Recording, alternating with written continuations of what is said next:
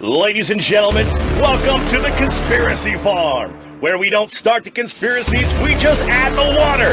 And now, your host of the most state-of-the-art, most informed podcast on the interweb, I present to you Pat Miletich and Jeffery Wilson. Ladies and gentlemen, are you ready for war?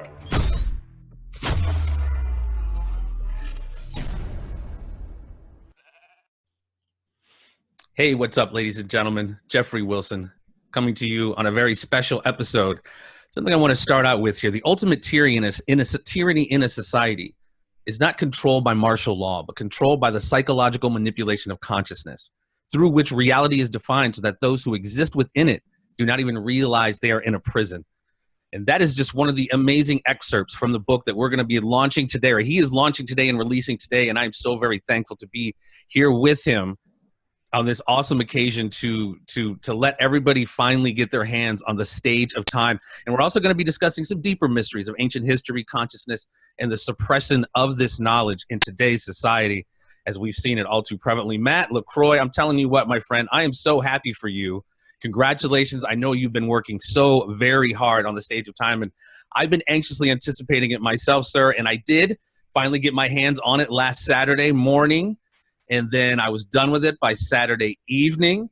My head was just blown away, man. You, ladies and gentlemen, I cannot wait for you guys to get your hands on this. Matthew has so, in all of his videos and all of his analysis, has so masterfully put together these ancient puzzle pieces from hundreds of thousands of years, if not longer, into something very, very comprehensive. And like, again, mind-blowing, because it's helping to redefine and reshape our understanding of who we are as human beings, and our understanding of where we came from as a civilization, and who we are as infinite conscious awareness, ladies and gentlemen. And it also makes us begin to realize why this information is being suppressed, because it is so redefining of who we are consciously. Because let's just face it, the engineers of our society, they want to keep us stupid. They want to keep us disinformed. They want to keep us trampling each other for Black Friday sales. They want to keep us, as Morpheus had in the Matrix, as just the battery fueling the machine. So it's an amazing piece of work. Congratulations, man, and thank you for having me on today with you, and thank you for adding me in the acknowledgement of your book, bro. I'm still just blown away. Well, thanks, Jeffrey, for that wonderful intro. And you were just mentioning earlier on a quote from the beginning of the book. So I didn't actually write that quote. That's a quote from Barbara Marciniak, and she uses that in some of her work. But I find it to be one of the greatest quotes to sum up how our reality has turned out of any quote I've ever heard before. It's pretty much spot on. And I want to thank you for hosting today. This great grand announcement that's been many have been waiting a long time for.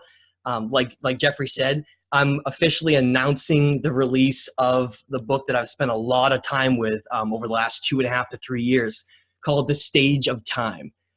It's the secrets of the past, the nature of reality, and the ancient gods of history. And in this book, I like to consider it, I wanted it to be my great legacy, the legacy of the accumulation of all of the knowledge and the understanding of what I've been able to piece together, and through many authors and researchers along the way.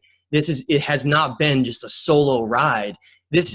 I feel like those who are on the front lines, who are not being conformed by what they're saying and are trying to go out there to see what the evidence says, to break the paradigm that we've had for so long. Those are heroes in my mind. And there are many of those people out there. Just to name a few of them like that, people like Gerald Clark and Brian Forster and Graham Hancock, Robert Schoch, and so many others that I could just go on and on. But a lot of these individuals have really pushed the narrative forward and are allowing these discussions to finally come to fruition. But what I want to say about the stage of time is to go a step further, because in many ways, if I had decided to just write about cuneiform tablets and secrets of ancient history and lost civilizations, I would have been much more successful than I am right now. And I know that. That's a very, very easily understood fact in my mind. But the reason I didn't do that is because when these questions come up, as in, are there other beings in the universe, or have there been other intelligent beings who have been part of our timeline? What exists beyond the third dimension that could control other dimensions and have influences on it?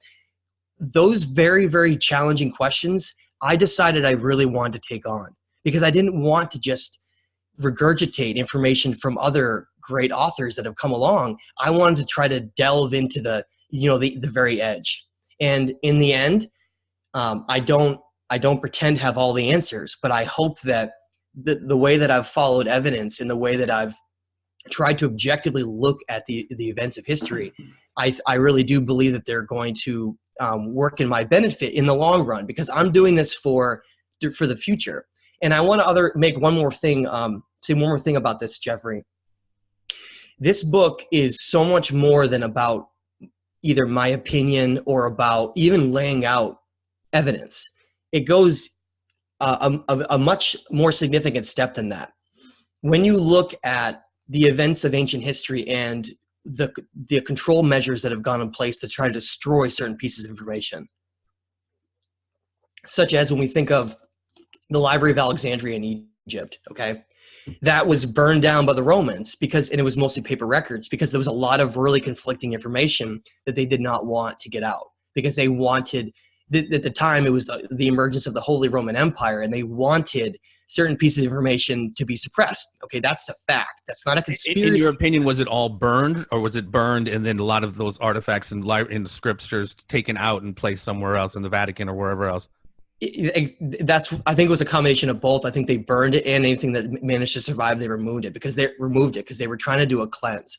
Anyway, to make a long story short, this has happened throughout history. This is not a conspiracy theory. This is a fact that there has been so many different figures and individuals throughout the past that have desperately tried to hide certain pieces of information, but even more importantly, destroy it.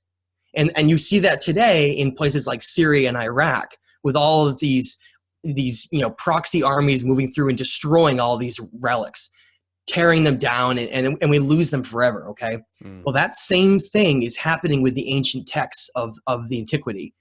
From Gnostics and ancient Egyptian knowledge all the way through Mesopotamian cuneiform tablets, those ancient writings are being systematically suppressed and in many cases destroyed. So what I'm trying to say, a long story short, what makes this book so significant is that I've included what I believe to be, and someone can correct me if I'm wrong on this, to be more ancient translations in esoteric text than any other book ever written. Because what I wanted to do here was to create a means where people could have a compilation reference guide, where if they say, I want to read the Adrahasis, but I don't know where to read. I don't know who's telling the truth. I don't know what's genuine.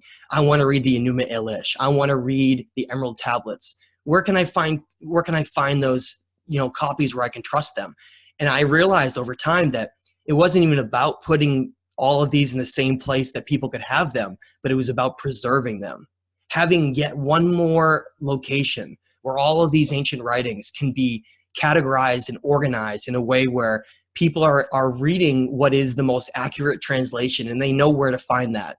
So they're not just searching around online and being bombarded by misinformation, because there's a lot of that out there. So I just want to, I wanted to explain that and just show the importance of what I was trying to do with this work. And I mean, mission accomplished, man. Mission accomplished. And again, like you said, you just have to go. It's there. It's kind of in plain sight. It's just stuff has been hidden for so long, as we all know. And things like the Sumerian Kings list, you just can't argue with these translations that are saying that not just lifespans, but their reign was 15, 20, 30,000 years. There was something clearly going on in our ancient past that we have lost. And that was what I also wanted to say, as a part of this book, you and like the other people, Graham Hancock, Randall Carlson, you guys are finding that which was lost, or rediscovering that which was lost. Graham Hancock's new book, America Before. And that's what's so cool about all of this, man. And I've always been so into it. And we'll get more into this, but it's just mind-blowing stuff, just paradigm shifting. We use these certain terms to try to describe this stuff, but it's really just life-altering and consciousness-altering when you start thinking about we're just these limited perceptual human beings living in multiple dimensions and multiple universes, and we're just scratching the surface. And so much of what your writing has done and other people's work has done is illuminated more of this information. So we're not so in the box or blue pilled out or whatever metaphor you want to use. It's an awakening.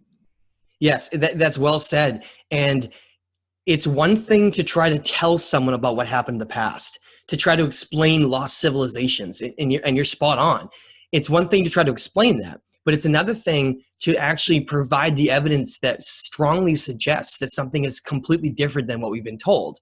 Completely. And like what you mentioned, when you read something like the Sumerian King List, or you read the Enuma Elish, or if you read the Eridu Genesis, or a number of these other ancient texts, all of a sudden the things that someone like me or others have spoken about and try to weave together to understand, it makes a lot more sense, and you get that credibility to say, wow, like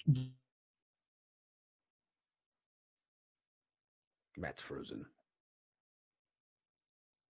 This really goes along with really make them genuine just because they're old. What makes them genuine is the fact that the information they contain carries over to so many others that were found hundreds, if not thousands of miles away. They say the same thing. And what I want to briefly mention is I just want to go over a little bit of the content of what people have in here, because I did mention that really bold statement about having more ancient texts than potentially any other book. And I just want to read through what is actually the ancient texts that are referenced in the book. So people do say, oh, wow, I wanted to read that I wanted to have that ancient text anyway. This will be something that I can use. Absolutely. And so within the book, throughout it, as I'm trying to discuss, I have ancient translations and analysis of these texts. Now I'm going to give you a list of them.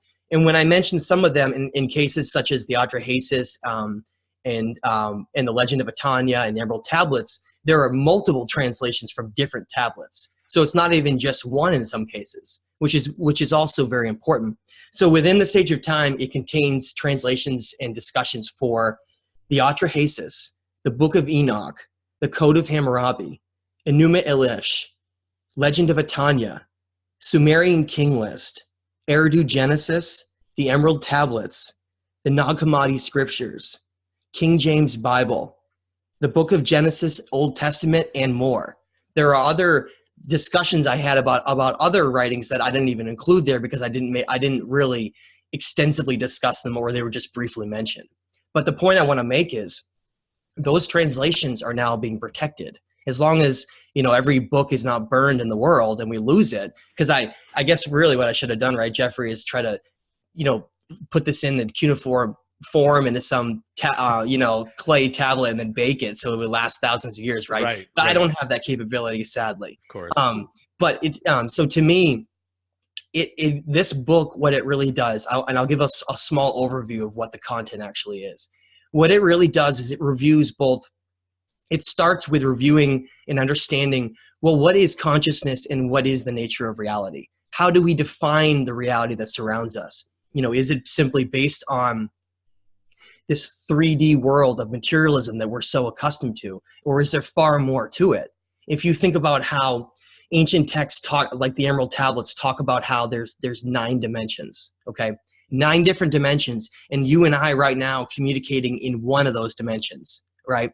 And there are dimensions below us and dimensions above us, and yet all of those dimensions are largely invisible to us. Right. And yet, throughout history, ancient shamans and those who have been enlightened through certain techniques of meditation and taking certain psychoactive plants to alter their consciousness have realized that they can break out of that veil of the physical third dimensional world, and they can not only go through that veil into the fourth and fifth dimension, but they can actually communicate in some cases with intelligent entities that reside there.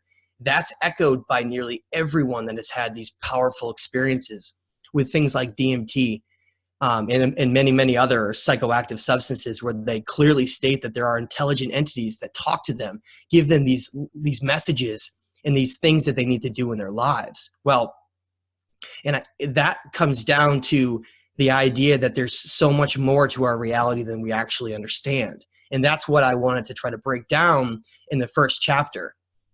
And then, so in the second chapter, I moved into understanding our ancient origins. Where do we come from? Are we just another ape? Are we just an evolved ape, just like all the other animals on the planet? And when you have that mentality, this Darwinian mentality of us in the survival of the fittest world where, oh, look, we've managed to get to this place we're at because we're so much smarter than all the other animals around us. So we can simply just trash and destroy the world that we live in.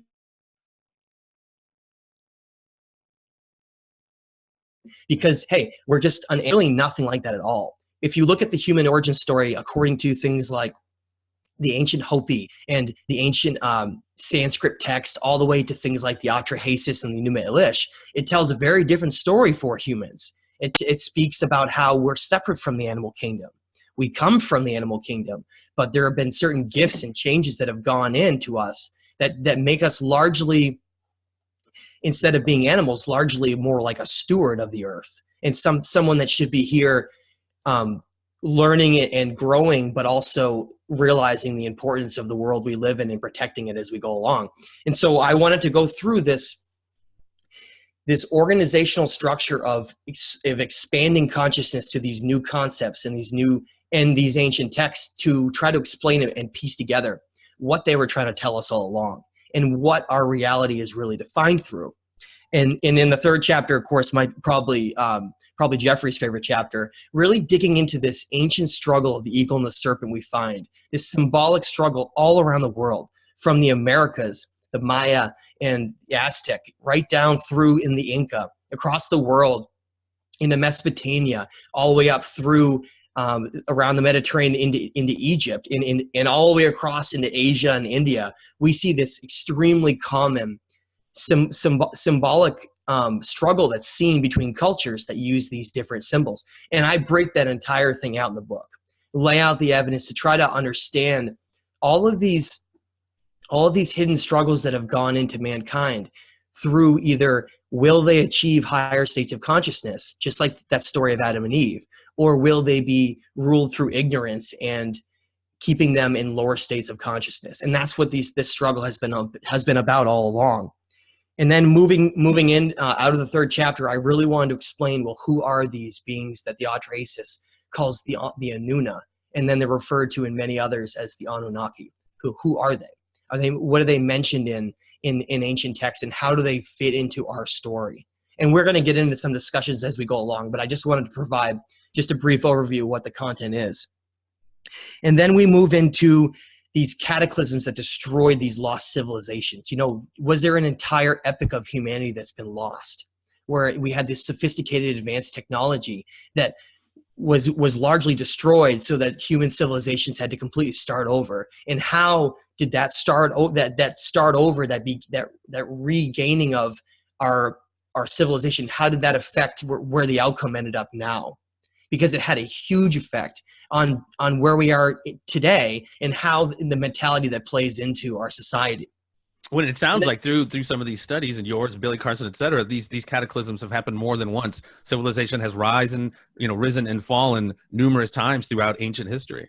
Yes, and that's sort of scary to think about too, because it shows you that this is a cyclical nature and that it keeps happening. And we can go over some of the reasons why I think that happened. But the point is, where we are now in our society with the availability of the internet and all this being free and open in most places to people, and yet most are distracted and through all this violent entertainment and these things that keep us like dumbed down and trying to perceive this very limited reality, when as there's so much we can learn and understand really why we're here and how we should be using our time.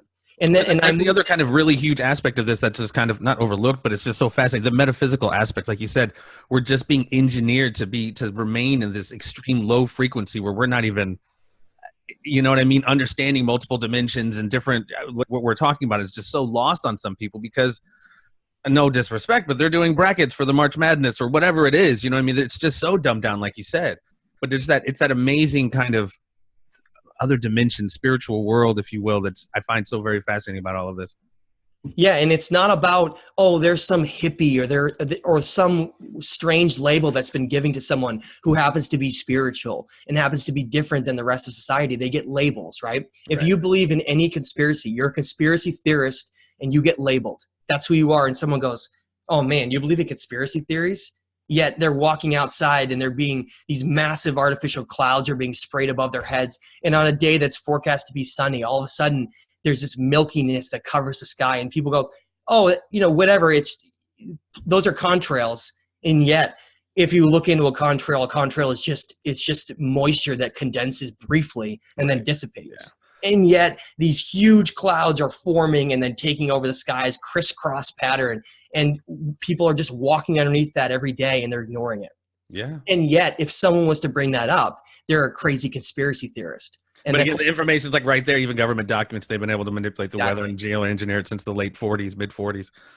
They started in geoengineering. You can actually look up, like you said, there are documents in the CIA library that have had to be released because of the Freedom of Information Act. But basically, you find out that geoengineering has been going on since the Vietnam War. And this is not, again, some conspiracy theory. Yeah. Go look. There's data and there's reports that have been written where what happened was the United States government was having a lot of trouble fighting the Viet Cong because the forest growth, the rainforest was so thick they couldn't see them. So what did they do? Well, they geoengineered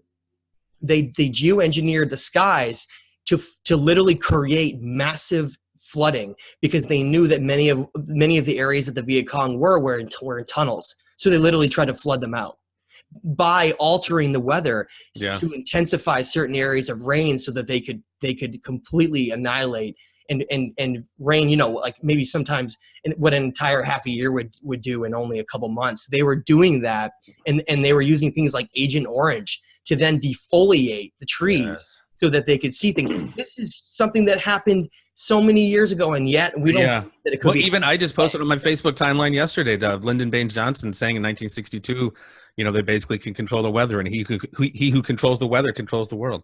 That's right. So it's hidden in plain sight once again. It's right in plain sight, and that's how they do it. They hide all of this stuff right in front of us because there's a lot more going on than we've been led to believe. And it's not about, oh, I don't want to go down that dark path of accepting and discussing those darker aspects of our reality because it makes me feel funny. I don't like the energy associated with it. Well, you know what? Or that public stigma, you know what I mean? Oh, you're one of those, Bigfoot, Loch Ness Monster. They just go down that that cliche, what they think conspiracy theorists are, but it's just critical thinking, really. But it is. It's critical thinking, and at the end of the day, if you want to truly be independent with your energy, you should be able to allow that information in to objectively understand it without allowing it to completely bring your state of energy down to a low level where you feel like you're being controlled by a darker side of yourself. If you're not able to look into information without it affecting you, it means that you still have some work to do. You still don't have their opinion. Their opinion has them, and that's kind of a big part of it. There's too much ego in people's process on how they're looking at stuff. Yeah, and I think a lot of people don't want to accept things that make them feel funny, things that make them feel out of control, things that make them feel like things are not the way they've been told. And one of those things is what the third chapter will essentially deals with, is understanding, well, how what is the truth about the Earth, the solar system, the universe? How does all this work? Are there laws that go into define the design of everything here, and how can you play that game effectively? Because it really is a game, and we're going to get into that as we get into some questions later on. And basically the book ends with discussing and really going into, well, what is our role here? What should we be doing? How has the past affected our perception of reality to the point where maybe we're not doing what we supposed to be doing right now?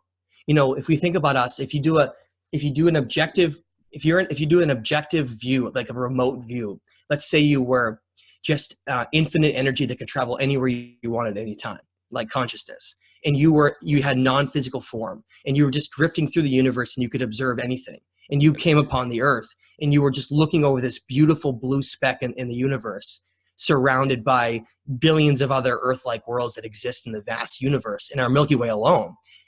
Just think for a moment that here you have this incredibly highly conscious being who has the design of its genetics is in such a way where our chakra centers, the areas within the body that allow us to reach higher states of energy, are so perfectly designed that they mimic precisely the visible light spectrum. That what that tells you is essentially we are like these incredible spiritual beings who are eternal conscious energy that are in a physical body to experience a physical reality. That's it. And our actual, what defines us is multidimensional energy that exists beyond just the third dimension. So if you had that mindset and you understood that, and then you were observing Earth and you were looking at what everyone's doing, running around in these business suits, going into an office, sitting there looking at a computer, getting out, going home. It's, you get back at 7 o'clock at night, you're exhausted, you make dinner, then you sit in front of the TV, then you go to sleep and you wake up and you do the exact same thing over and over again. Right. Over and over and over again, you do the same thing. And then you might get a little free time on the weekend, you go see some friends, you go do a little bit of recreational activities. Oh, that was fun. Back to the grind again. Back to it. You look at that and you observe that and you watch human beings reaching 80, 70, 80, 90, maybe 100 years old, and then they die.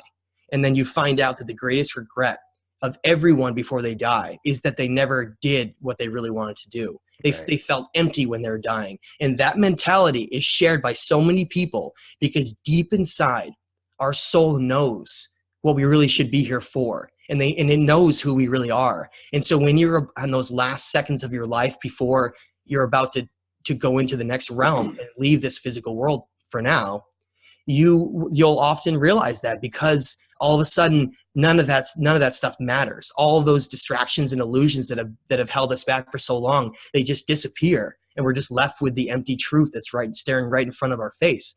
And that's what, if you were eternal conscious energy and you were observing us in our society, it would seem like total anarchy. People just mindlessly going around and working all the way until just the last few years of their life and they die.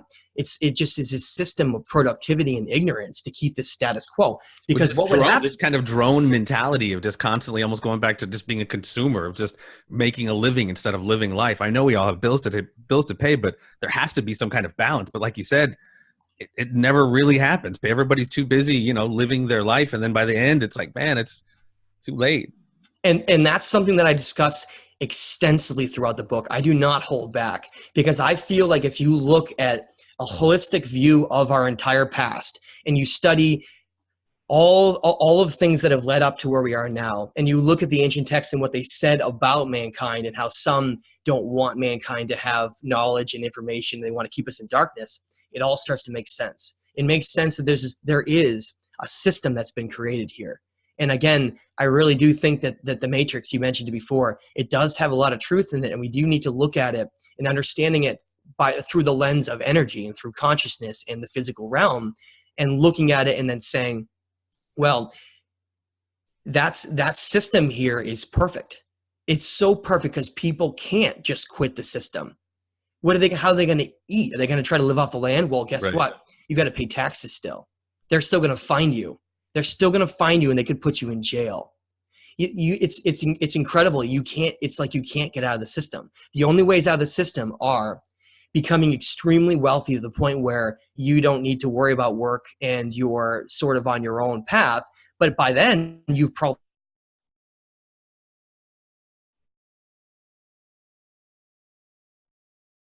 sold yourself already, and you really in that mindset where you would then want to use a lot of your money to preserve the earth, or create some mystery school somewhere where you could teach people. You're not going to probably be under that mindset at that point, because you've been so corrupted by the money that you've accumulated that you're going to probably want to just live through that life and take it all for yourselves. And I think that's part of the perfect system, is those who achieve the greatest success in it were those who played the rules so long that they become conformed soldiers within it. And I think that's how the system itself is protected and preserved. So I want before you jump in, Jeff, and we move on to some discussions and questions you have. That's what I was trying to get at with this book. I wanted the evidence from events, like the evidence of megalithic structures and advanced technology from lost civilizations, but also the evidence from these ancient texts that tells us clear as day what happened long ago, who we are, those who intervened, and how our reality has been defined. all of those things, like, oh, people are like, man, I wish that these questions that are so unanswered, we could figure out answers to. Go read these ancient texts. They contain all the answers you need. These questions are not still these things in the air that we're still debating. You know, what is our purpose here? Who are we? Those things are all covered by not just one ancient text that people could say, oh, wow, it says one thing there. How do you know that that's accurate? The same thing is then echoed by culture after culture after culture in different ancient texts throughout the world, where they all literally echo the exact same thing. Or even the symbolism, like you said, you know, you got your Enki, but then morphs into your Neptune, into your Poseidon, into your Odin, into, you know, Satan or whatever, you know, these different incarnations of these deities. I mean, we can kind of get into that, you know, how their understanding of reincarnation and transferring consciousness, et cetera, et cetera. But yeah, I mean, again, almost hidden in plain sight. You know, you start seeing these patterns throughout history, and it's just not an accident. That's right. Exactly right. And that's why I focus so much on the eagle and the serpent all across the world, to really show it, as well as, and I appreciate you bringing that up, in the end of the book and inside the book, I created a God table. A God table that's so people saying, wait a minute, that Thoth from Egypt, boy, there's a lot of similarities with him, that his mentality and his teachings with Kukulkan and Quetzalcoatl in the Americas. Well, so what I wanted to do is I wanted to create a significant God table that not only explained like this legacy of Thoth and some of the possible incarnations that he's had throughout history, like Hermes, but also say, well, Enki, also known as Ea, you know, what role did he possibly play throughout history? What role did Enlil play throughout history? Because when you look at something like, for instance, this one's a little less known, but if you look at something like the Slavic culture down in the Yugoslavia, or what used to be Yugoslavia area, in the Bosnia area, that area used to be, which was called the Slavic culture, had, just like we find all around the world, just like we see in the Nordic culture, in the Romans and the Greeks, all the way up through the Akkadians and the Sumerians, you find this echoing of the same God figures that go throughout history. And so I created God tables that take all the available information that we have and really tries to pinpoint the likelihood of the roles that they played. And I want to point out that there are other roles, like in Hinduism and in other parts of the world, that I deliberately left out because I do have some confidence in them, but I feel like I wanted to leave people some of these areas where they can go find out for yourselves some of these similarities that have been carried over throughout history. Yeah, you enumerate enough of them to establish that there clearly has been a pattern of these certain symbols, you know, in these ancient scriptures. That's right. So now, so Jeffrey, you gave us an overview of your thoughts in the book. Did you have some questions as you were going through it, and we can discuss? Oh, are you kidding me? Absolutely. We can discuss some good things here. A few things, man. I mean, so with the obvious huge concerted effort to suppress this information, and as we've talked about on this show and different episodes that we've done in different shows, they've inverted reality as it relates to so many, you know, the original sin in the Garden of Eden. And so I've actually had comments on some of our episodes where people are like, man, you guys are saying that Satan's the good guy, and, you know, just not getting, they're filtering everything through this lens of just Christianity, as opposed to putting it in this larger context of understanding these ancient scriptures. There's this confirmation bias that it has to be filtered through you know, Christian or Catholicism or any of the Abrahamic cults, if you will. Do you get any flack from that? Like basically saying you're basically a Satanist. I mean, using these terms that just prove that they don't understand the larger scope of what you're talking about. But I don't even know if I'm phrasing this right. You're doing a great job. Yeah, just getting that backlash from these legitimate, normalized Abrahamic religions, when in fact we know the representation of the snake has been inverted, et cetera. You know what I mean? So what are your thoughts on how that feedback from Christians, et cetera? Okay, so there's two primary things that need to be understood about that. And I'm going to go backwards with that so that I don't anger anyone early on. The first thing to understand about that is, and I'm going to get into the inversion after. That's how I meant about going backwards. The first thing I want to explain about that is that Satan is a term used for a certain role that's being played. Okay, and I want to be very clear about that. That's a certain role that's being played by a certain entity, and that's all that is. Now, that's not saying that role is good or bad. It's simply saying that that's a certain role that's being played. Now, let me explain that role. If you think about information throughout history, okay, and this gets into the eagle and the serpent too. If you think about the information throughout history, some of these beings that they refer to themselves as the Anuna, and I bring this up almost every show because so many people have been so polarized over this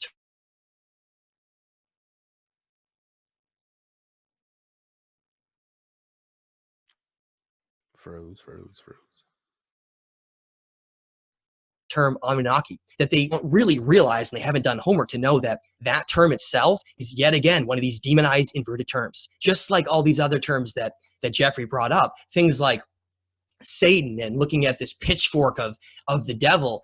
You can just look at what all those are and you can realize that they're all just these deliberate inversions of a certain character that is playing that role. Okay, so how it works is this: in the Garden of Eden story, this original sin that you're talking about, the way that Christianity and a lot of some of the Abrahamic religions have spun this story is that the idea is that the God figure, who in many ways you can see, according to the Gnostics clearly, that this God figure is being played by this Mesopotamian Sumerian character named Enlil. Okay, and that character, that's because that's how the furthest back you can trace to his original name.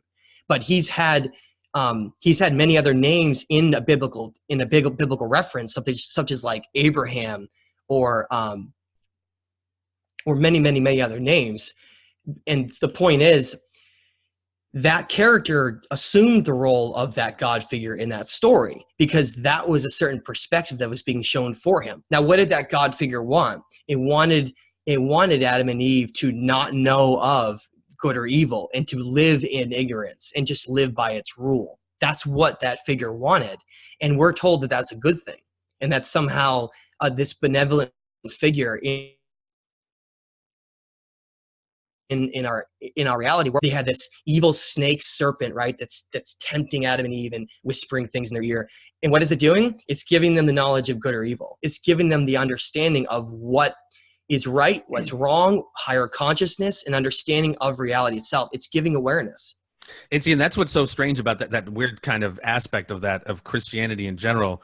Even, if you question anything, you're a bad Christian. You know what I mean? You're being tempted by the devil if you just believe God's word. Don't ask any questions. And if you ask too many questions, you're just not being a good Christian. Blind obedience, right? And that's what I'm saying. And that's this indoctrination and conditioning of over centuries and centuries and centuries and centuries is what we see today. I still wonder, like, how are these?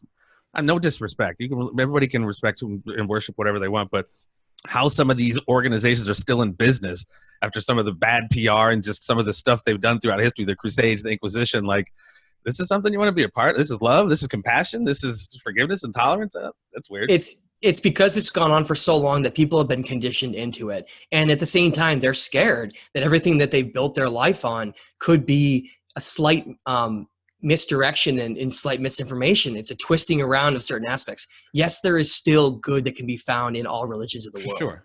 Absolutely, because they're based on these original teachings, based on what was called the old religion. However, there are certain things that have been also deceptive about it. Like I was talking about, this God figure. It's not God. It's not this source or creator of everything that exists, everything in the universe. That's not who they're referring to. They're referring to someone else. That's why if you read something like Genesis, talks about how you get this quote that says, "We were created in their image." That word "there" is there. It's sitting right in front of you in plain sight. Created in their image. Well, and then you have the whole sons of God laying with the daughters of men. I mean, that right. just was like, they kind of lay it out for you without saying it explicitly. And so who are they, right? Who are those? Who are they referring to? And so this is where the breaks go on, right? Most researchers that are in my area will say, I'm not going there. I'm not going to go there. I'm not going to piss everybody off in religion. I'm not going to piss everybody off when it comes to these ancient tablets and all the stigma that's associated with the Anunnaki. I'm not even going to go there. and you know what? I said the hell with that. I looked at all of that and I said, we need to get some answers. We need to figure out some answers to all this because we're being lied to. And so many of them, and I'm not going to mention any names, but they know who they are. So many of them will just abruptly come out and go, some would say this is a conspiracy, But I'm not saying that. I want to be clear about that. Let's have big letters on the screen.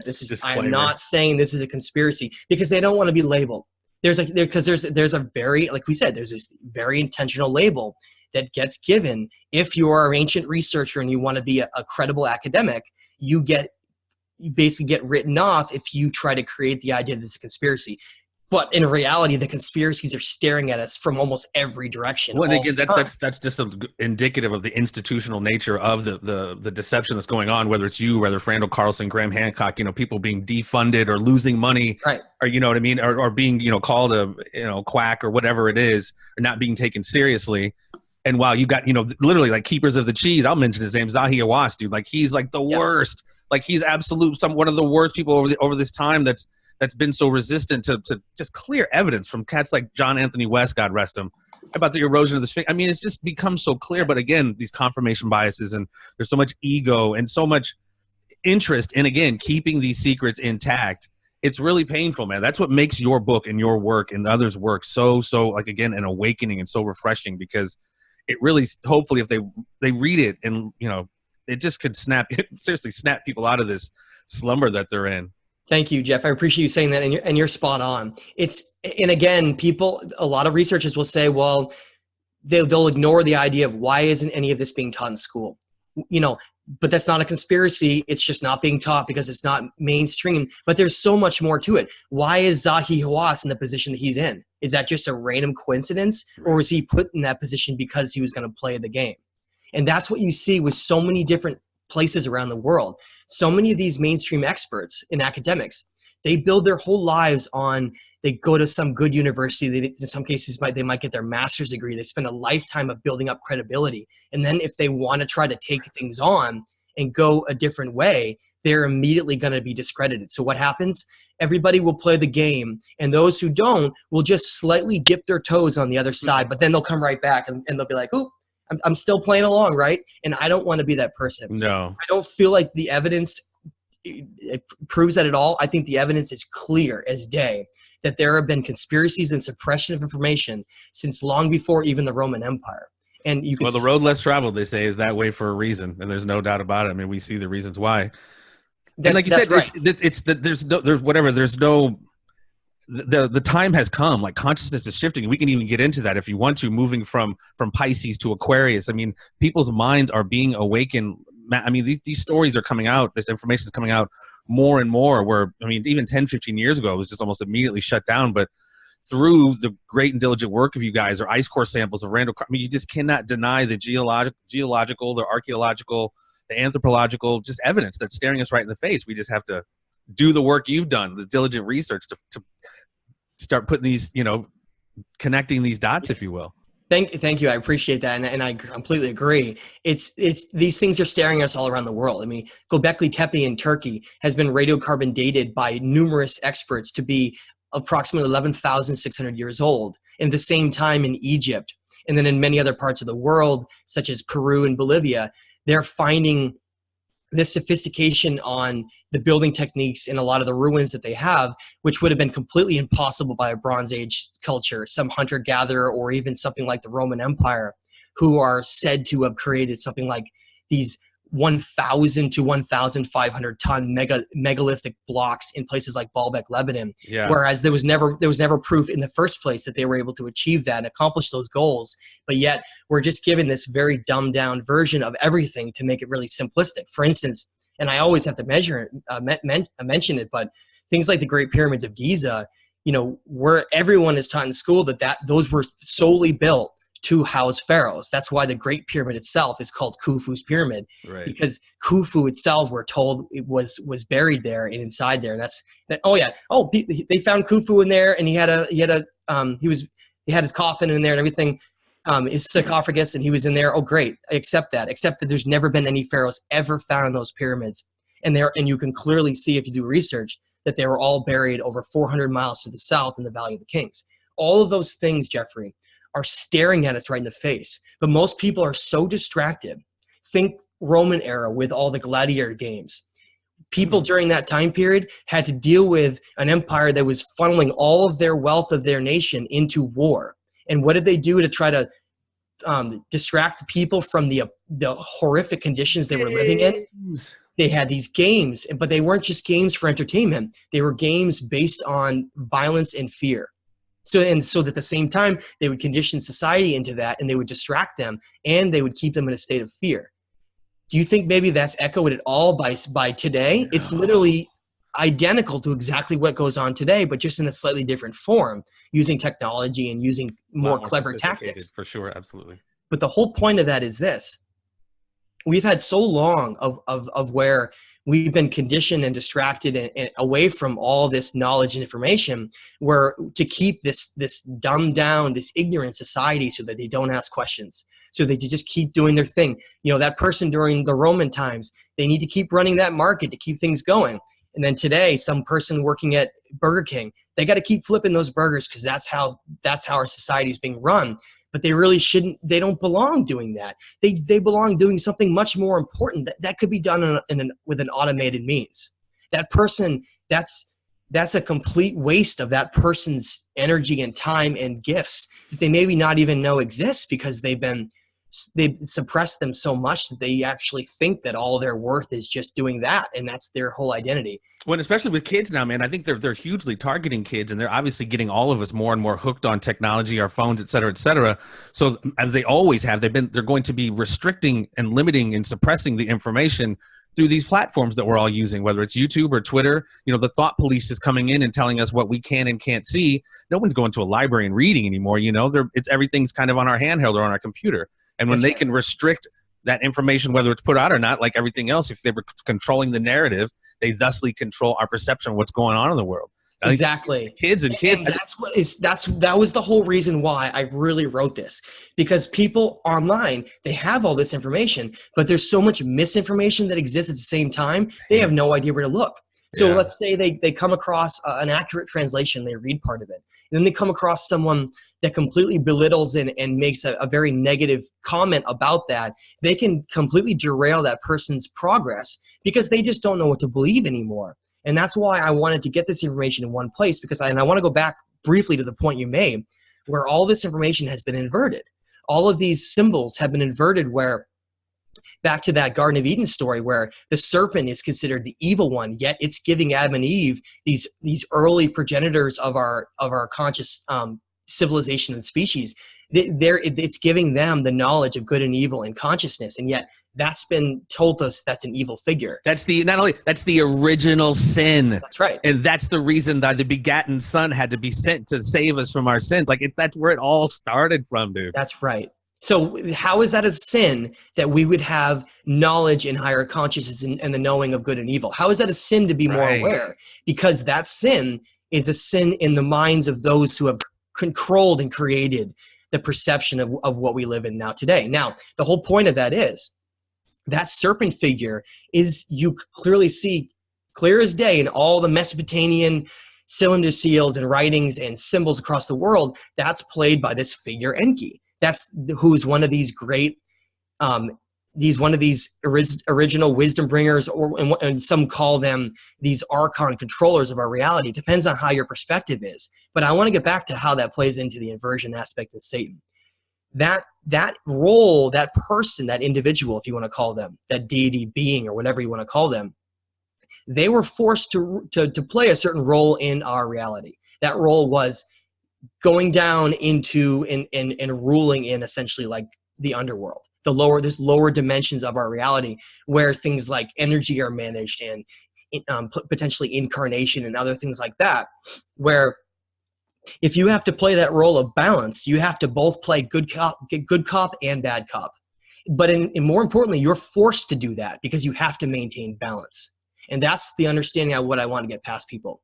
So if you look at Enki and some of the ways that he's been portrayed, not only from Mesopotamia and connecting all the way to like the Nomo, all the way up through how he's portrayed in things like with Poseidon, he's always shown with a trident, a three-pronged trident, just like the triptych doorways we see in all these ancient structures around the world. It's all about this three-part aspect of understanding. The way I interpret it is this idea of this connection and this crossing of mind, body, and soul to reach this kundalini energy of our higher state. Just like all these ancient wisdom teachers in the past have tried to teach So what happened to that trident and that figure of the snake? It was demonized into being evil and turned into the pitchfork of Satan.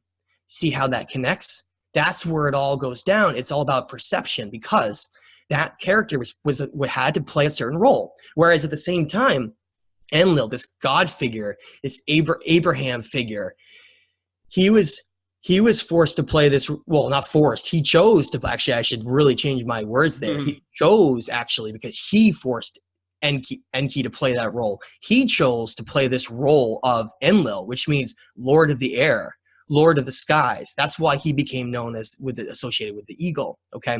Now his role was to maintain our physical reality. Okay. Maintain society, maintain order, maintain control here, so that things are run a certain way. And that's why it's the original sin, because he's making the rules. That's the figure who's defining how things should be run here and how human society should be. That's why it's talked about how kingship is relowered over and over again over thousands of years, literally thousands of years, to different cities. It starts with Eridu and goes all the way through places like the Rock and down to Sharupak. They're essentially forcing it so that our society follows these certain laws and rules on how it would govern our everything. Okay. And that's how the structure of our reality became the way it is today. It goes all the way back to the very beginning with these ancient bloodlines and these certain secret societies who still control our world today. And most people who hear that would completely reject that and think that it's impossible and crazy. Whereas it has in many ways been staring at you right in the face all along, with how powerful the influence is of all of these massive banks around the world, and how those banks can be traced back to certain families, and how war has been clearly told to us that it's been started in certain ways, and you have all these different false flag events, and how it seems like we can't get out of war. That's what defines us as a society, when really we shouldn't be in a war state in the first place. Okay. And that's where I want to end that before we move on, because we're going to be, some of these questions that we're about to get into are going to be getting into some of those topics as well. Fascinating stuff. I remember when we had you on, I think the first time it really kind of, like I said, I first got into the 12th planet. I think Zechariah Sitchin. I know there's some heat on Zechariah Sitchin, but even other people who research this stuff, I mean, it's just so beyond fascinating, man. It just makes your mind just like realize, wow, how much has been hidden from us in such a systematic fashion, and how much has been just kept, how we just been kept so, I hate to use such a pejorative term, but so dumb, so, I don't know. Such a primitive state, right? There we go. It's a much more technical, much more, yeah. Crazy.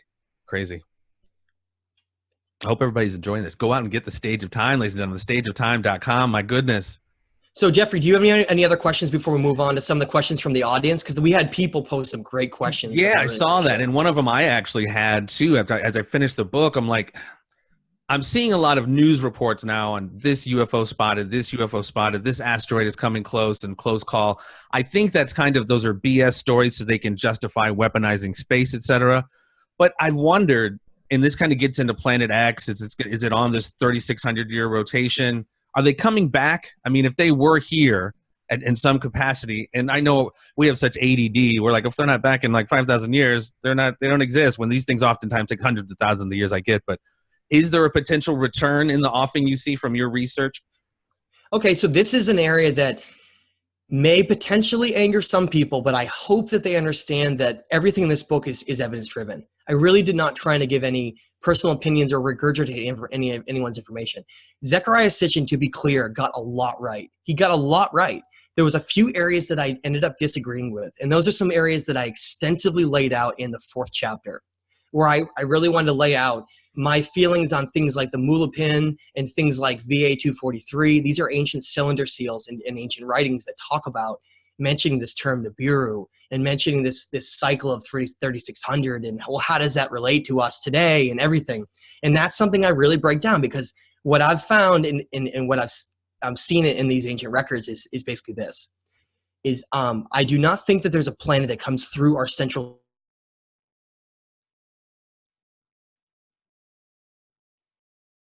solar system every 3,600 years, like a body that moves by something. You would have a force that would be that would be created on that other body, and that force could literally just tear apart another body that goes by it. Because supposedly this planet comes through and it goes between Mars and Earth. That's actually not that large of a gap of an area to go through. However, that does not mean that there's not another planet that exists out in our outer solar system. But I call that planet X or planet 9. I distinguish the term Nibiru, which I actually believe was a term referring to what was called the crossing. And I think that was more referring to this metaphysical crossing of mind, body, and soul to reach higher states. So they had like these temples of Nibiru, temples of Nibiru, and I think there were like the temples all around the world where there were ways to achieve this perfect balance in higher states.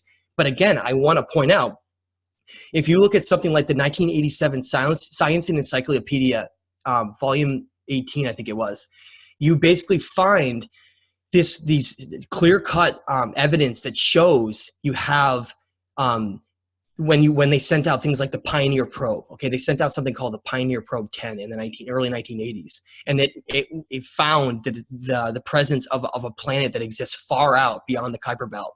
The Kuiper Belt is a massive asteroid and comet field that dwarfs the one that we have between Mars and Jupiter, which is so large that it contains thousands of objects. Anyway, it basically keeps our entire inner solar system within it. But outside that, we've found these strong indications because of gravitational disruptions to the outer planets of Uranus and Neptune that there's another planet that exists. And some have called that planet X, and some have called that planet 9. That evidence absolutely shows that that's very real, and it may even get close enough to the Kuiper Belt that it could affect our Earth, and it could even affect the sun, and it can be part of what these cyclical disasters are. But and when you say the return, okay, gets really complicated. Are they returning? The Anuna, this Anunnaki term that's mentioned in many, many, many tablets, by the way, that go far beyond just one researcher. I believe that from everything we find with these ancient tablets, they seem to have achieved the ability to live eternally and break out of this physical realm that we exist in, as in existing beyond what we consider time and space. Okay, and if that's the case, if they exist beyond what we consider time and space, being here may be a difficult term to define. They may exist beyond how we perceive linear time, but they may still be present in some ways, keeping the system that's in place here in control. And they may even return in some cases in physical form if they wanted to. But at the same time, why would they want it? Why would the puppet master want to reveal itself and then have the whole thing fall apart? Right. And so in many ways, I see this as a system that's been created here long ago that's still being maintained by them. That's how I see. Even by phrasing my question the way I did was like it was just they're a very limited way of looking at it, because they could be utilizing these different gifts that we just don't have to remain. Like you said, some of these gods have reappeared throughout history, so maybe they're using something we just have no clue of as far as multiple dimensions or however it works, transferring consciousness into avatars. I remember Billy Carson just blew my mind talking about when we had him on, just the ability to do that, to be able to transfer consciousness and to live eternally. Billy Carson's spot on. We agree on a lot of work. In fact, we're going to do a video coming up soon. But so that gets into understanding what defines us and what defines our perceptions here, and how we're told that everything that we are is basically an illusion. Everything that you see is just an illusion, because the physical world is just an illusion of matter that we perceive to define our reality. Whereas, like you said, reality, really, all the different dimensions that exist are all, except for this third dimension, are non-physical. We can't even perceive them. So all of these invisible things are going on all around us. And that's where you get this term as above, so below. Because the third dimension is where all of that chaos becomes manifested. And that's a very critical thing to understand, is that all these things that are going on in our reality in this third dimension, they're simply these manifestations of this battle that's going on in the heavens between the different aspects of how our reality should be defined and how conscious humanity should become. And so it really gets into It gets into the metaphysical side of how we define our reality and how we perceive these different events that lead into our past. Wow. And a lot of that, I mean, can be biologically looked at. I remember, what is it? What they call junk DNA or chromosome 2. I mean, these are what supposedly Inky, the master geneticist, pulled on his brother because Enlil just wanted workers. And Inky, as far as the direction of humanity went, didn't want us just to be slaves. And he, did that manipulation with that particular chromosome to make us a little more special. Yeah. And I want to answer on that and also tie into what I was talking about before. You mentioned, well, and I'm going to lead into that, your question right there. You mentioned, well, these gods used to be here in physical form and now they're not. Clearly they're not, okay? But that's a key thing to bring up. If you read these ancient texts, they mention how they were able to connect to these gods on a frequent basis. Those who were in temples and those who were in the higher echelons of our society, these kings and pharaohs, they were in connection with some of these beings and they could discuss with them in either other dimensions, or in some cases it might even have been a physical manifestation, okay? Now, that used to happen all the time during this lost time period of human history. But after the cataclysms during the Younger Dryas at the end of the last ice age, when you had this resetting of human civilizations, okay? Like when you see the legend of Tanya, how Tanya mentions how after the flood and these disasters, he was specifically chosen to be architect of the new world. That tablet's in the book and it discusses it plain as day. That design of the new world and this new paradigm was what led to all of this now. And more importantly, it led to their absence, because they essentially became absent from all of this. And and those who were still in charge allowed this anarchy to take place over thousands of years, and it lead up to where we are today, which is basically we're like the children when the parents are gone, and it's become totally chaotic, where there are some who are in control still, who are abusing their power and are using our time period for really malicious means. Okay, now getting back to what you mentioned, at the same time, human beings, remember I talked about how this chakra center of different energies that exist within us. Those chakra centers are not only defined by us taking certain steps in our lives to cleanse our body and reach a higher vibrational state, but it's also affected by things like solar impacts of changes to the sun, and also where our solar system is moving within in relation to the galactic center of our Milky Way. The movements around through that affect different time periods. Now, this is very understood through the ancient cultures were obsessed with basically this thing called the precession of the equinoxes. They were obsessed with it. That's like what defined everything. And the gods were also obsessed with it too, because it came to define how they would determine the different ages, how that age would be run. Now, the precession of the equinoxes represents a 26,000 year cycle approximately, where each age is around 2,500 years. And those are the ages of the zodiac. Aquarius, Aries, all these different ages represent those precessional changes of when our Earth is wobbling and facing a different direction. Now, those ages were each ruled with different types of mentalities and different types of vibrational frequencies. One age was very positive, and then another age was very negative, and it would just seesaw and go back and forth. And that's where we're coming to right now. The last zodiacal ages have been ruled by negative dualism, negative polarity, negative energy for essentially thousands of years. Two different ages. How can that be? Aren't they supposed to balance out? Well, the idea was that the age of Aquarius was supposed to be such a fundamentally massive change in consciousness because it was foreseen that way, because of all the different factors that are going to come into place, okay? Our position, changes to the sun, everything comes into place. Look at where we are consciously right now as we're moving into Aquarius. It all makes logical sense that we have this time period where we're about to move into a completely new age. Towards the end of 2028 or so is when estimates are that we move into this age of Aquarius. And think about all the songs that sung about the age of Aquarius and all these things. It literally represents a time, a new golden age in civilization. If we can make it, if we can get through the troubles that we're about to get through, it will usher in a completely new civilization like in the past, where human beings reached such high states of consciousness that everything in society was designed differently. People didn't use money, currency. None of that stuff happened. They did things based on their contribution towards society, the things that they were good at, the things that they want to contribute. And that was their contribution. And it was part of this society, global society all around the world, where they realized the sillinesses of war, and it was called the Golden Age because it was perfect for thousands of years. And it became unbalanced. And then cataclysm struck, and then those civilizations were wiped out. And then we started over, and we've been under this war mentality of keeping us in a primitive state with misinformation, deception, and all these things ever since.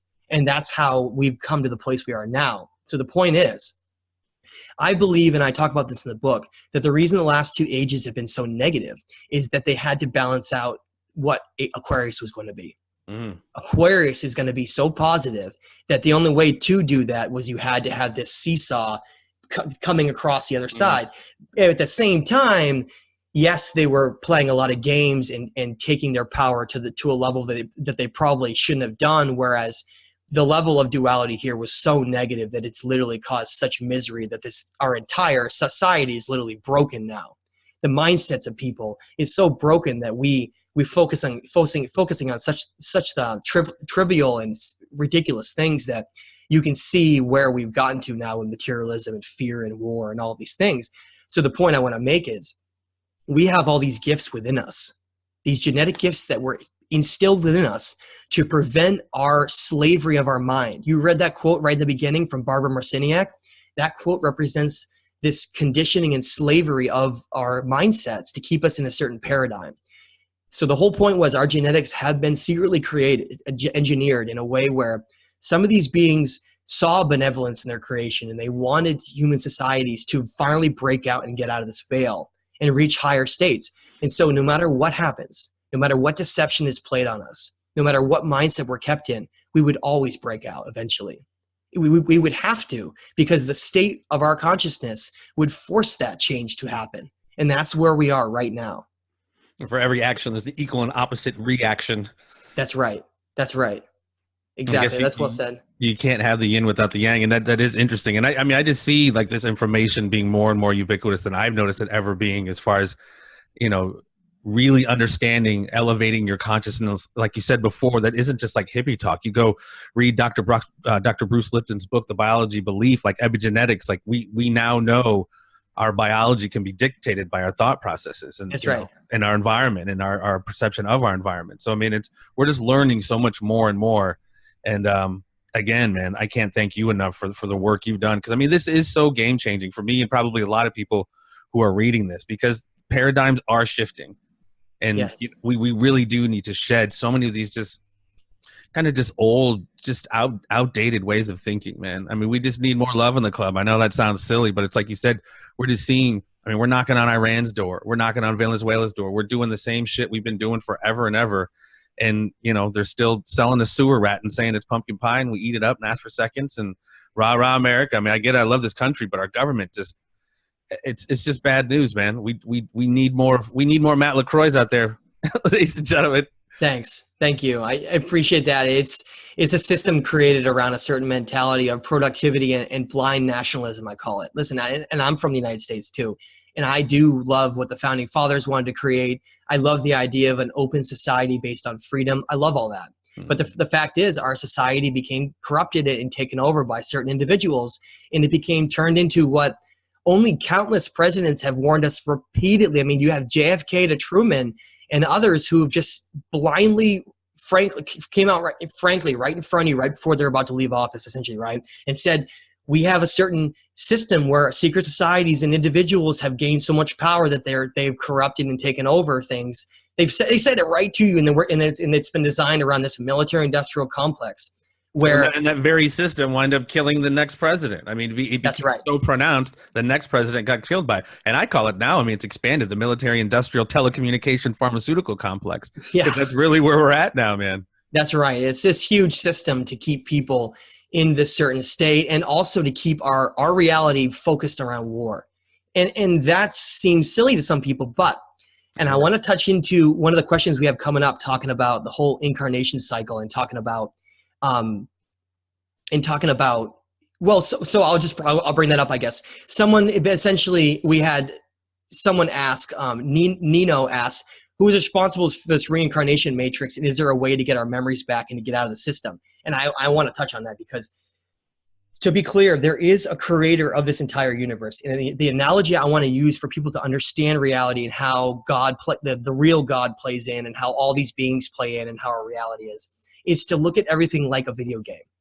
A video game that's been created with these certain set of rules, okay, where those rules define everything. And those rules were created by the creator. Things like free will, things like cause and effect, things like the different archetypes that people can follow based on decisions they make. All those things go in and harmony and balance, and what unbalance can do. And it goes on and on. It's all these laws that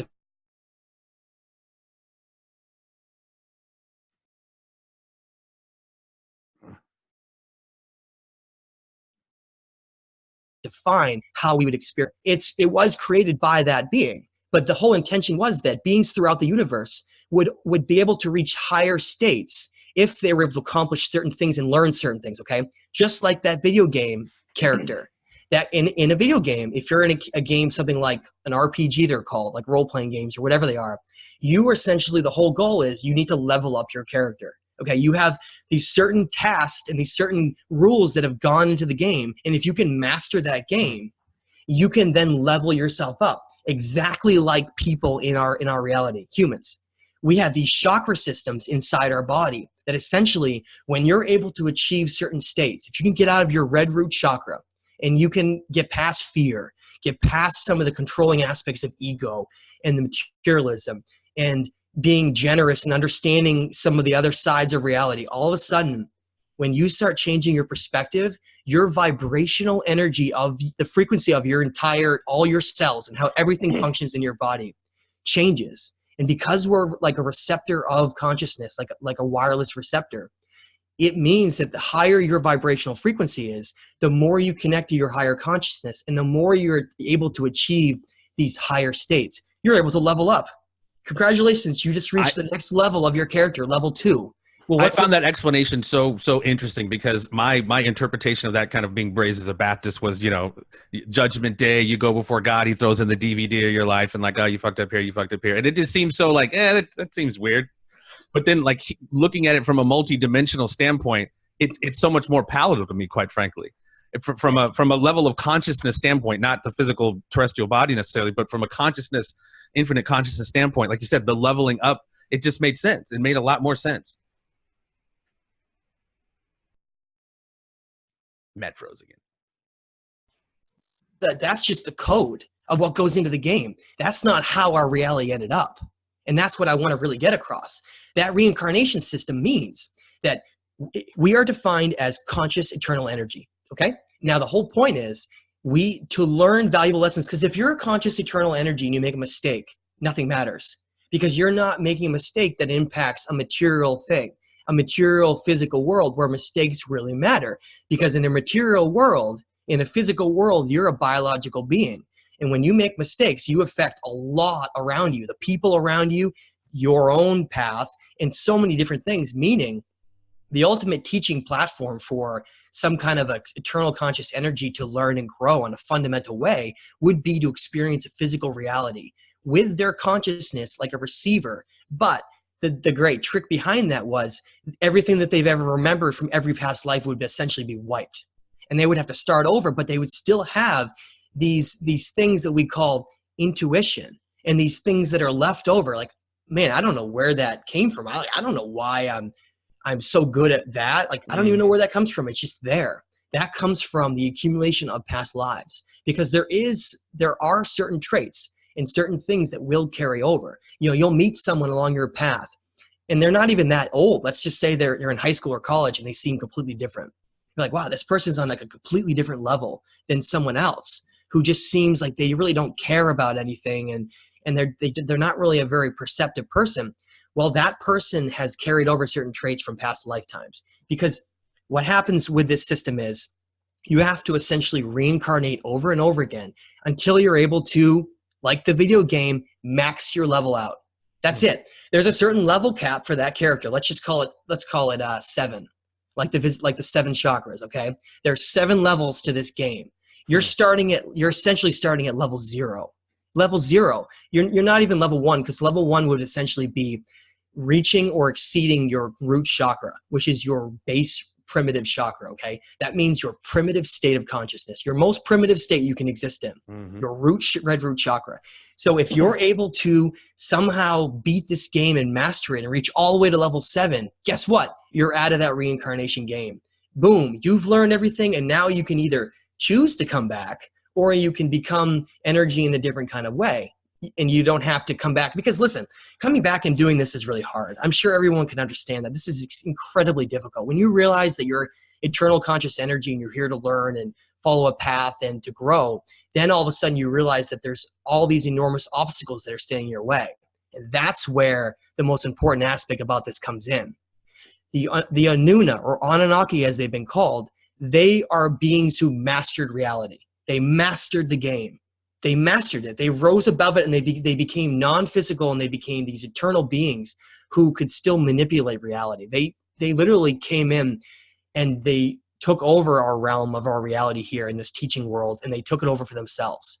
And what they did was, just like in the Andrahesa says, they wanted to create workers to alleviate the workload of the gods, them. They could not maintain and be in this physical reality anymore. So they wanted human beings to take over and become that role, okay? Now, because they understood the game, they knew what the reincarnation game was, and they knew what the game was for how human beings, these incredibly designed beings, partially by some of them,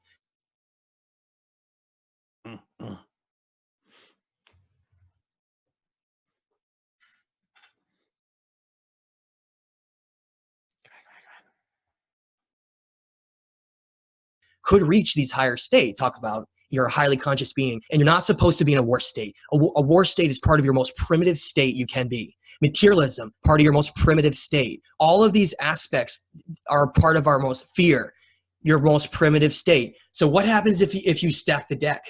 You literally make it so that reality is ruled by every single possible way that can prevent those beings from reaching those other states. It's like playing that game that I just described to you, but someone came in to that model, that code, and they completely rewrote and added a bunch of stuff to that code to make it almost impossible for that character to reach their max level. It was like it was too hard. It was almost impossible because the deck was stacked against them. Right. So by creating that reality that was ruled by war and keeping everybody in this primitive state, you were essentially keeping everyone at level 0 or 1. That's the analogy I want to give, and that's why this book is so important, because this book, The Stage of Time, gives all of those ancient teachings that tell you how to break out of that game. They explain it right to you, flat out. This is what you do. This is what reality is. This is what the nature of everything is. This is what's been done here, and this is who has been doing it. And that's what it comes down to. Use more video game metaphors, the cheat codes. Yeah, and that it's like a cheat code. And actually, that's a great point you just made. I want to bring that up. There is cheating here. Cheating would be if you're someone who is not really a great person. You have a lot of these traits that I went over. You don't really help a lot of people. You're selfish. You live in the material world, but you're curious. You're curious about certain things. You just happen to come across certain things. You come across one of these ancient teachings, and it tells you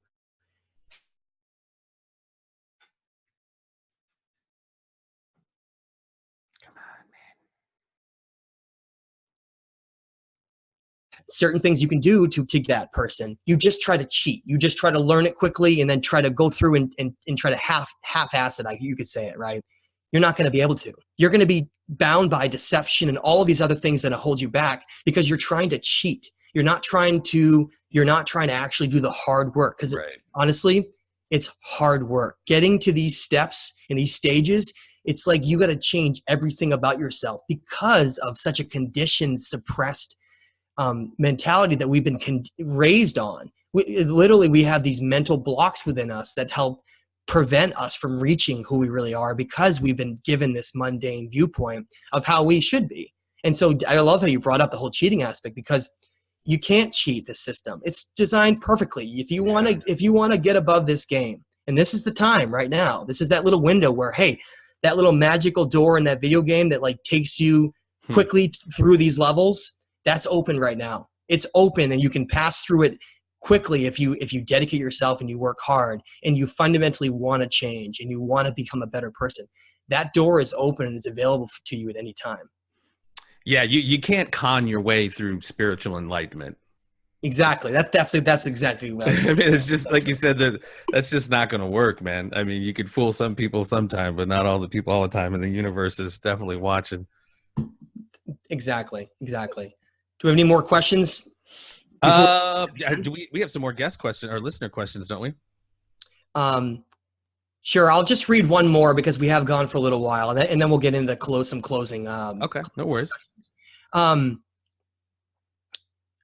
So the last question we have comes from Owen, who asked, how is the ancient cultural wisdom from the past reemerging from the ashes, essentially, in order to counteract the epics of suppression and oppression? A good example would be the Emerald Tablets of Thoth and the secrecy and suppression that still exists around it. I have a lot of people who have messaged me and say, I'm not really finding any information about the Emerald Tablets. Therefore, I think that they're not authentic and they're fake, and I'm not going to read them. Certain pieces of information you find out throughout history. For instance, why are none of the Atrahasis, Enuma Elish, Legend of Etania, Sumerian King List, I could go on. Why are none of those taught in any academic communities anywhere, let alone school? None of them are. Quickly, you can see that a lot of this information that really breaks this paradigm, that's the key word. Anything that goes against this paradigm model we've been given from religion and from a lot of other locations, if it goes against that, then it's suppressed and sometimes destroyed. And so in this day and age right now, there are certain ancient writings that are so important that they've had to be protected by certain secret societies. And there are still secret societies that exist today who try to stay off the radar that essentially try to protect this information. And one of those is the Emerald Tablets. And the idea behind that is that tablet was Atlantean wisdom, and it's all that was left of the Atlantean wisdom. That's it. That was what was left of the Atlantean wisdom, this great civilization that was destroyed, that was then brought to Chem, that created Egypt. That's where it began. This knowledge was contained within the Great Pyramid of Giza, but it was eventually moved because they were worried that they were being conquered by things like the Roman Empire and other armies as well. It was moved to places like Mexico, places like Teotihuacan and these great pyramids of the sun. You see these locations where these ancient civilizations were once had these morals and protected this knowledge, but were then destroyed and corrupted later on. And so the great challenge today is, how do you maintain this information from being destroyed?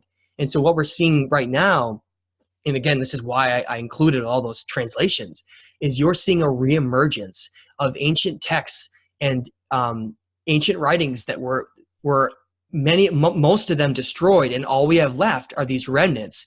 But those remnants are powerful, and they're coming out today, and they're emerging all over. And people that read them, go read the Emerald Tablets. You will change your tune very quickly when you see the similarities that it gives with a lot of other Gnostic and ancient Egyptian teachings. Something like the Book of Ra and a lot of these other teachings you find in these ancient Egyptian societies, they literally echo the same thing. And they all echo the same thing. And it comes down basically to that there are these guidebooks. Remember, I'm sorry, but getting back to that analogy of the video game, guess what? There's a walkthrough for that video game. There's a guidebook for how to get through that. That's what these ancient writings are. That's what these ancient spiritual old religion teachings are. They're the guide for how to become a better person to get out of this system to reach your highest levels. That's all that's all old religion, ancient religion was based on. That's the whole heart of it. And if you honestly look, I'm sorry to interrupt, but if you look at the Mexican flag, which we've talked about a little while ago, the symbolism of the serpent versus the eagle versus the serpent, like you see that playing out on the Mexican flag, like basically the continued suppression of this consciousness, this reptile, the reptilian, whatever, however you want to describe it, and then being, taken over by the eagle. And like you said, it's depicted in a bunch of flags, but that's almost like a single shot depiction of everything you're kind of explaining of, that truth, that those Emerald Tablets being in Mexico or being in these ancient pyramids and then being suppressed by the order of the day. the last of these societies that had fallen this knowledge, even after they had become corrupted. And because I want to point out that there were their ancestors were not, we give too much credit to the perspective we see now. Like the Aztecs, yes, they became warlike and did blood sacrifice, but they weren't always like that. It was once based on a pure spiritual teaching. But at the same time, even though they became corrupted, they still had a lot of this ancient wisdom and knowledge that was being practiced by some of their society. So when you had Cortez come over and all these other conquistadors who had their ancient flag and crest was often this eagle empire, right? Coming over, they completely corrupted and destroyed them and then built these massive Catholic churches. For instance, the capital city of the Aztec was known as Tenochtitlan. It's now gone. It's been completely turned to rubble. And today you see Mexico City built on the ashes with these huge Catholic churches right on top. That's that corruption and control of this ego mentality, which represents not freedom and sovereignty, but it represents this order and control, keeping people in a certain mindset of following the rules, the status quo, this warlike mentality, this power structure mentality, versus this other side of the serpent, which is not deceptive. It's about understanding balance, higher consciousness, reaching these higher states of wisdom and knowledge to reach what those states that we're discussing. So when those cultures all became systematically corrupted and destroyed until you had the last remnants, the Druids, the last remnants where St. Patrick came in and ridded them, and yet we're celebrating and sharing beers over it and clinking our glasses and being happy. We're celebrating the destruction of the last of this ancient knowledge that was once in the past. And to me, that's really sad. I found that story very powerful when you first said that, because I had no idea. And it just, once you explain the kind of inside baseball of what that snake symbolized in ridding the Druids or Ireland of the Druids and that ancient knowledge. And they were called the snakes, remember? Yeah. I mean, it just was like one of those bingo aha moments. It's just these continuous things that cycle through history. It's so fascinating, man. It really, really is. I've always been like really into history and stuff like that. And, even back in the day, the old Art Bell days, Richard Hoagland and even Jim Mars talking about the Anunnaki just really, really sparked my brain. And I kind of I went to sleep on it and just really kind of put it away. And then recently, man, it just reading your book, watching your videos, it's just been so many different aha moments. I've already been trying to be in my own kind of spiritual cultivation, if you will. And I'm trying to raise up my consciousness like everybody should be. And these books and this information it really helps keeps things in perspective, man, as far as getting caught up in the BS and the distractions and really trying to focus on what really is important, man. And a lot of this information is so game changing, man. Really, I completely agree. And I want to say something on that.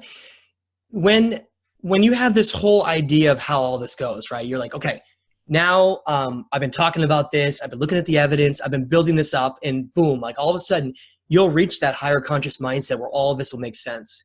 It won't be rejected. You'll look at the Atrahasis. You'll be like, wow, the Anuna, they're right there. They call themselves the Ordainers of Destinies. They call themselves the Great Anuna. All of it's right there, and it all makes sense, and it's sitting there, and you go, wow, okay? Yeah. And then guess what? That night, maybe, the next day, you're exhausted. You're really tired. You're in this low conscious state because your energy is really low. You start to look back at all that. It doesn't really make a whole lot of sense anymore. All of a sudden, you start to question those things. You're like, really? Like, is that really how it is? Because look at everybody else isn't thinking that way. Right. That's not how everyone else is. Am I crazy? Am I like a lunatic? But then you go back and you look again, right? You go back and you say, oh, look at that again. Look at that evidence. Okay.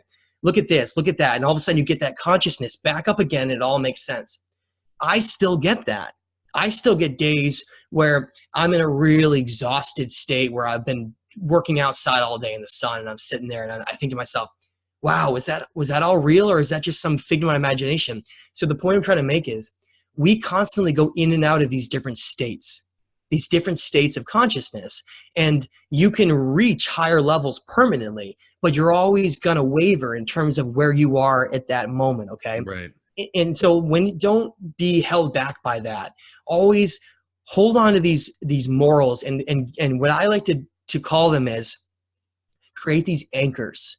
Create these anchors, these baseline anchors where you say, okay, I'm going to start from scratch.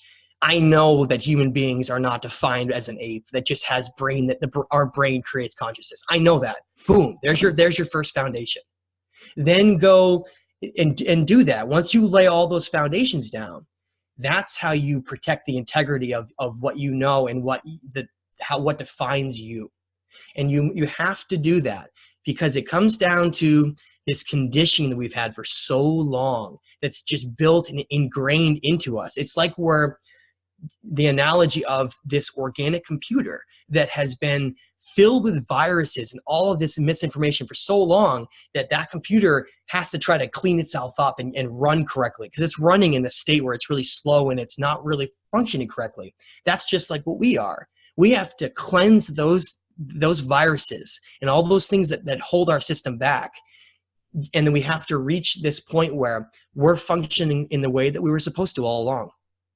Well, and it's fascinating because you first have to admit basically that you've been lied to and Yes, awaken yourself. And then after that, it's like, all right, so what do I do now? And that's what I'm saying. I'm, 40 plus years old, and I've been studying and kind of chewing on this stuff my entire adult life. And it's always these little pieces that come together of the Sumerian king list. Oh, that's interesting. The story of Enlil Enki, and then, watching a movie like The Matrix, like just these dots that come together with all of this information. You just start it just becomes clear that, almost like I said in the beginning, you've taken so many of these ancient puzzle pieces that alone, you're just like, what the hell is this?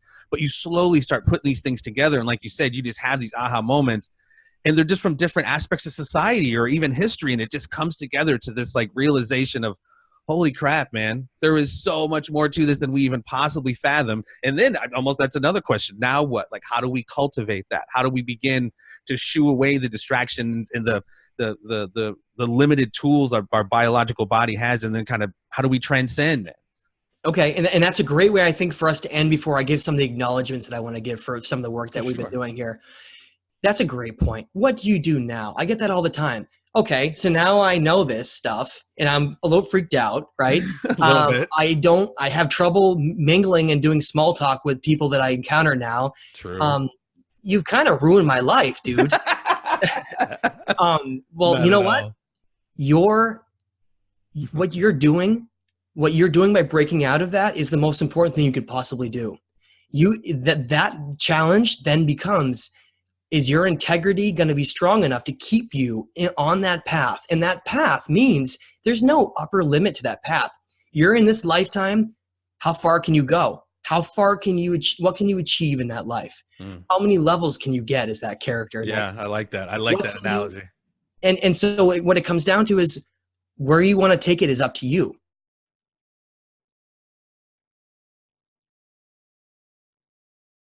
Further begin. But there are some fundamental guidelines. Don't feel lost in reality. And you have this trajectory path. You say, okay, I want to learn more and become a better person. And I want to do the things I love in life. And that's the path I want to take. Then there you go. If you're the kind of person who ends up becoming a really great teacher, then go teach people. Everyone is contributing in their own small way. And the reason why the book is called The Stage of Time is because we're, like Shakespeare says that I talk about in the book, we're all actors on the stage, and we're all playing these different roles. What role are you going to play in this story, in your story? Are you going to be the hero of your story? Are you going to be the villain? Or are you going to be an extra?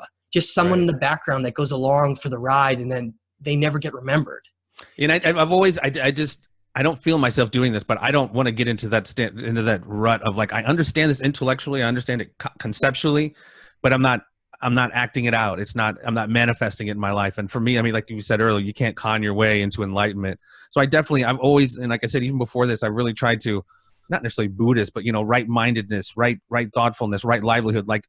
Every moment, everything you're doing is a part of your enlightenment, as opposed to just I'm enlightened a little bit, and then I go back and do blow and have hookers. You know what I mean? You have to walk the walk. Yeah. If you're going to do the talk, you're going to walk the walk, and that means that you have to actually fundamentally change on that level. And if you feel like I'm not ready to really teach this, or I'm not really ready to put myself out there, then you're just not ready yet. It doesn't matter. Right. Just wait. Just be patient. And get to the point where you feel like you're ready enough. You're not predetermined to do anything. You can do whatever you want in your own story. Right. Here's the secret. You want to know the great secret everything, it comes down to one thing, and I mentioned this in the book. The great secret for this path, and if you know if you're doing the right thing, is it's called always be aware of the level of your awareness.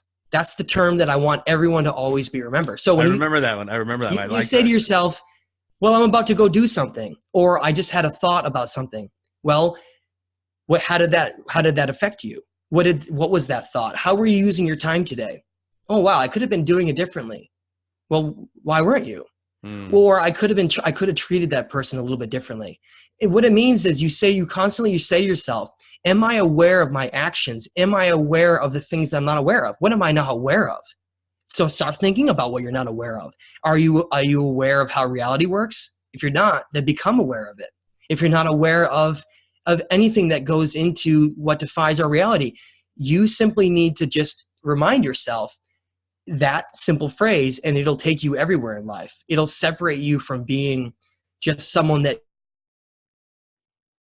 is passing along in this very erratic path in darkness to a path that's illuminated by light, because that light will be you constantly trying to better yourself and always being aware of what you're doing, your actions, what you're thinking, all those things. I try to maintain, and I know this sounds like super out there. I'm trying to maintain that consistent thought that, it's my life situation that I'm Jeff Wilson. My life is I am conscious infinite awareness, and my default mode needs to be love. And I ultimately I attempt to try to go through my day with at least that understanding.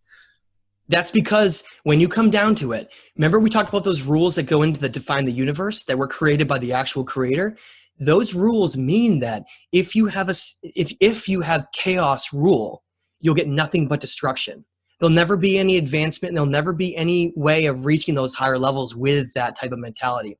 Meaning that the way that this was all designed was on collaboration and love. Because that's how, when you do that, you instantly achieve your highest state. Wait a minute. Maybe that's how the whole thing was designed in the first place. Right. And that's why when we end up the place that we're in now, which is very broken and polluted and conditioned, you realize that's because simply that our society and our history has been ruled by the complete opposite of what it should have been all along.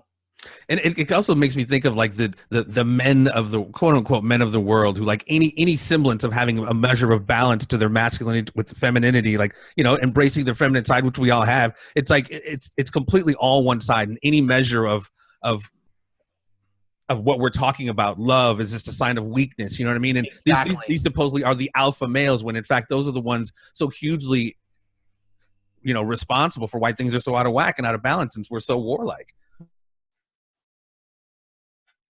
Got to be in touch with your feminine side, boys.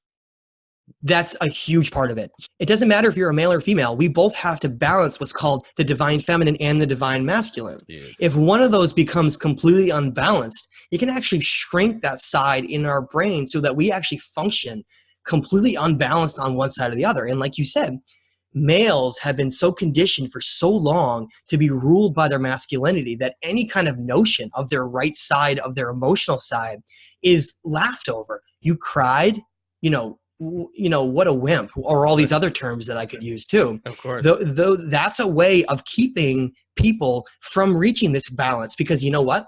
If you're not balanced with your two sides, you'll never be able to achieve the higher state. Never. Doesn't matter how many ancient teachings you read, how much spirituality you try to push down into your system, until you're able to balance the two sides. And that doesn't mean becoming feminine or becoming masculine. Right. It just means embracing both sides of who you are. If you're a male, you're still going to be a masculine male if you're balanced, because you're masculine. Or if you decide you want to be more feminine, that's your choice. But the point is, balance does not mean becoming one side or the other. It means balancing sides of our energy. Well, and again, it just has that's such a pejorative turn. And like I said, not to get all the patriarchal society, but there is an aspect of that has been the bane of our existence, but hopefully slowly we begin to awake from that, my friend.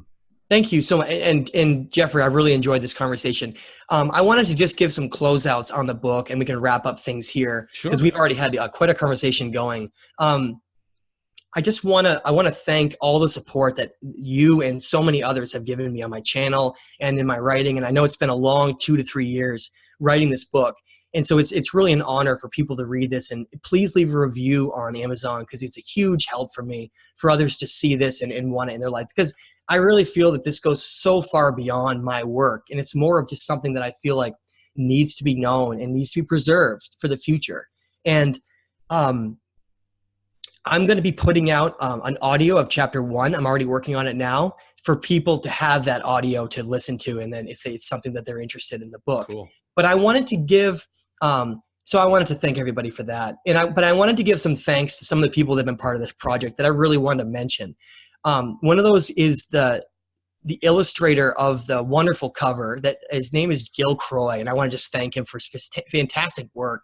I put his website in the links below of this video, and also my very, very good friend, Ben Finney, who did a fantastic job providing me with not only an analysis and doing a lot of spelling and grammar and helping me get this thing professional, because those aren't always my strong suits, and some know that, but to make sure that this is the place it needs to be, and gave me a lot of feedback on, well, maybe you should say it in this way, or maybe you should restructure things in this way. And I'm enormously thankful for both of their contributions. And last but not least, thank you, Jeffery Wilson. You have been a huge part of this path for me, and meeting you has been one of the greatest inspirations and honors to work with someone. So thank you. That's awesome, man. That's awesome. I mean, the honor is completely mine, bro. I mean, this, like I said, everybody, this is a super red pill. This is one of those things that is definitely, along with the work of so many others that we spoke on before, but specifically the stage of time is one of those things that are going to help redefine who we are as human beings, where we came from. Who we are is infinite consciousness, man. I mean, this stuff is so very deep and really necessary in this time, man. We like we talked about with politics or anything else, we're so divided, right, left, gay, straight, black, white, Muslim, Christian, whatever. This book here transcends all of that and lets us know, man, it's really all about one love, baby. One love. Exactly. Well said. That's a great way to end out. And so thanks so much. It was a great discussion. And we just got to remember, we're all people, and we're all here just to grow and reach, a better state of ourselves. So thank you so much. I really appreciate everyone that supports the Stage of Time in my work. And I'll catch you on the next video. We're going to do a lot of discussions coming up the rest of this month with other people. So thanks so much, Jeffrey, and everyone else for watching. Thank you, guys. Peace and always so much love. Stay tuned. There will always be more. Thank you, Matthew.